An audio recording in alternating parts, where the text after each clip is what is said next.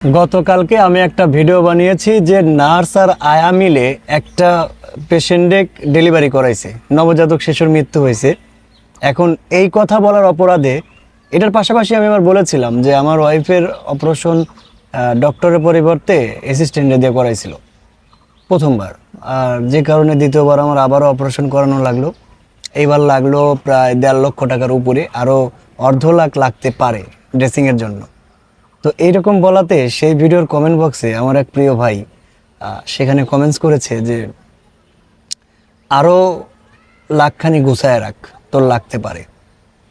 তো দেখেন, আমি তাকে সামনে আনতে চাই না, তবে আমি আপনার পরিবারের জন্য দোয়া করি আল্লাহ রাব্বুল আলামিন যেন আপনার পরিবারকে ভালো রাখে। আসলে যার পরিবার অসুস্থ সেই বোঝে কতটা কষ্টকর। শুধুমাত্র টাকা না, টাকা দিয়ে সুস্থতা কেনা যায় না, টাকা দিয়ে সুস্থতা কেনা যায় না ভাই। শুধু টাকা যাচ্ছে না, আমার ওয়াইফের যে কষ্টটা হচ্ছে, আল্লাহ রাব্বুল আলামিন যেন এই কষ্টটা আপনার ওয়াইফকে না দেয়। আল্লাহ যেন আপনার পরিবার, আপনার সন্তান, আপনার ওয়াইফকে ভালো রাখে, এই দোয়াই করি।